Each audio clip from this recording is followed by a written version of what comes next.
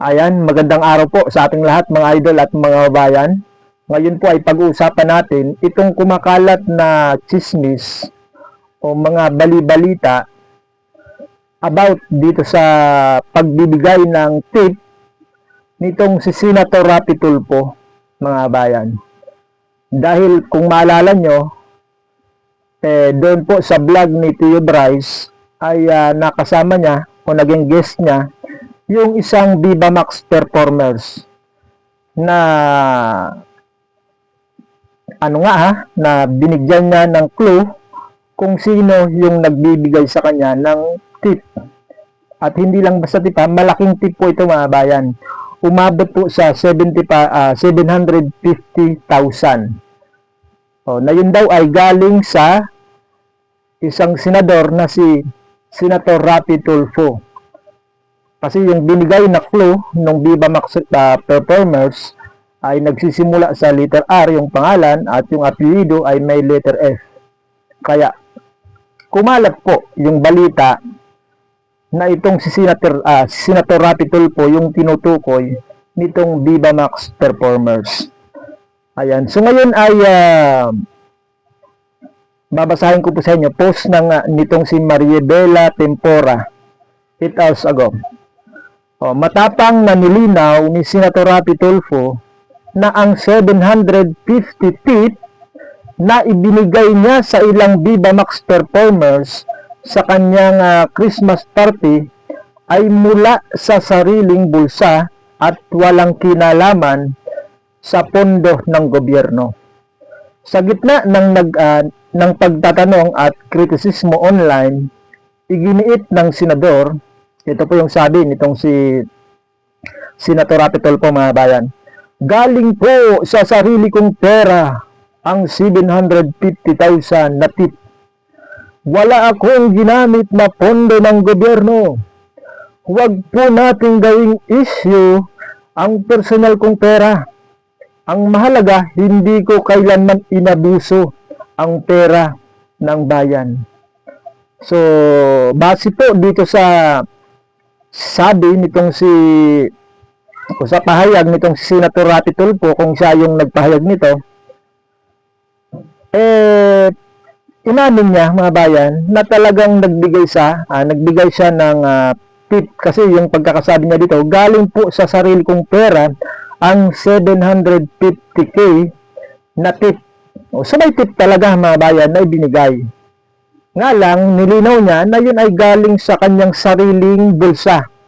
Hindi po galing sa pera ng bayan. Ayon kay Tulfo, bilang negosyante at media personality, bago maging senador, kaya niyang maglaan ng ganitong halaga para sa personal na okasyon nang hindi humihingi ng pondo mula sa Senado.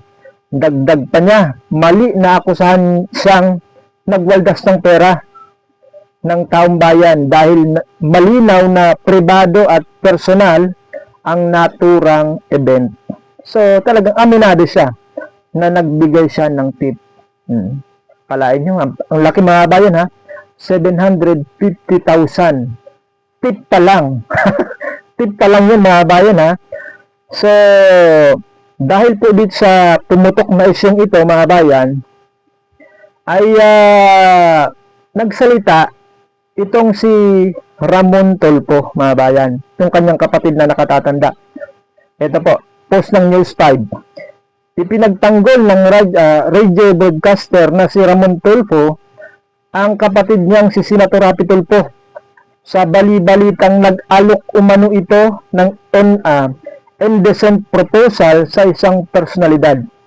Natatawa ako sa balitang kumakalat na isang senador ay nag-offer ng indecent proposal sa isang artista kuno ng 250k para bimbang basta ganon.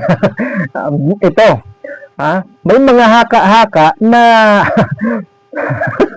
hindi na kayo mga bayan, natatawa ako.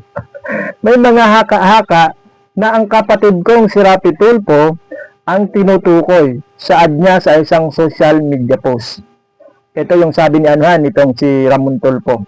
Hindi ako makapaniwala sa balita dahil takosa. Ibig sabihin takosa ay takot sa asawa. Itong si Rapi Tulfo. O, takosa ang kapatid ko kay Jocelyn, dagdag pa niya. O, git pa niya, likas na, galante at mapagbigay. O, talagang pinagtanggol ha. Walang ibig sabihin yun. Parang ganun yung sabi ni parang ganun yung ibig sabihin ni Ramon Tulfo. Walang ibig sabihin yun. Talagang galante lang talaga yung aking kapatid. Mapagbigay. Wala pang pahayag ang senador tungkol sa isyo. At dahil yan, sa sinabi nitong si may kumakalat pa pala na na itong si Ramon Tulfo ay nagsabi na okay lang na mambabae, basta wag man lalaki, sabi ni Ramon Tulfo. Ngayon, ay binanata naman itong si Ramon Tulfo nitong si Bintolpo sa kanyang programang Bitag. Ito po yung sabi nitong si Bintolpo. Bintolpo, pinagsabihan ang kanyang nakatatandang kapatid na si Ramon Tulfo na tumahimik na. Pinuna ng mamamahayag na si Bintolpo ang kanyang kapatid na kolumnista na si Ramon Tulfo dahil sa tila pagkonsinti, pagkonsinti nito sa isyu na kinaharap ni Senator Rapi Tulfo. Matatandang sinabi ni Ramon na wala namang masama kung ang kanyang kapatid na mambabatas ay mambabae. Ito yung pagkakasabi ni Bintolpo. Pakinggan niyo po mga kapatid. Konsentidor ka sa mga gawaing mali. Tapos bibigyan mo pa ng dahilan na ang mali ay tama. Okay lang mambabae, wag lang manlalaki. Kung gawain mo at estilo mo yan,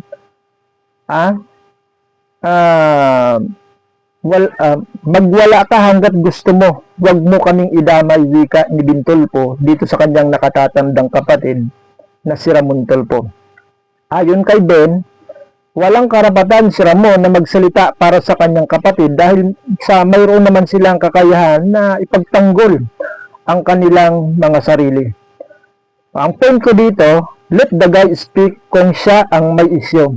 Kung ako po yung may isyo, hindi ko po pwedeng sabihin na, ikaw kuya, ikaw ang magsalita. Sabi ni Bintolpo. Ito pa mga bayan basahin natin yung comment. Ayan. Alamin natin kung ano po yung mga komento, sentimento, mga opinion ng ating pong mga bayan. Ito po, sabi ni Raprat, bilang lingkod bayan, sana inuna mong bigyan ang mas maraming higit na nangangailangan. Okay lang sana kung pribadong tao ka. Kaso nga po, public servant itong si kaya sabi ni Raprat, dapat inuna muna nabigyan yung mas nangangailangan. Correct Marami tayong mga kabayan dyan na talagang naghihirap. May mga kabayan tayo na may mga malulubhang sakit. Dapat yung unahin mga bayan. Sabi nitong si Raprat. Ito pa po. Joel Blanco Ongko. Wow, galante talaga. Kulang-kulang 1 milyon. Tip pa lang. Tip pa lang Kulang-kulang 1 milyon. Mapapasana all ka na lang talaga.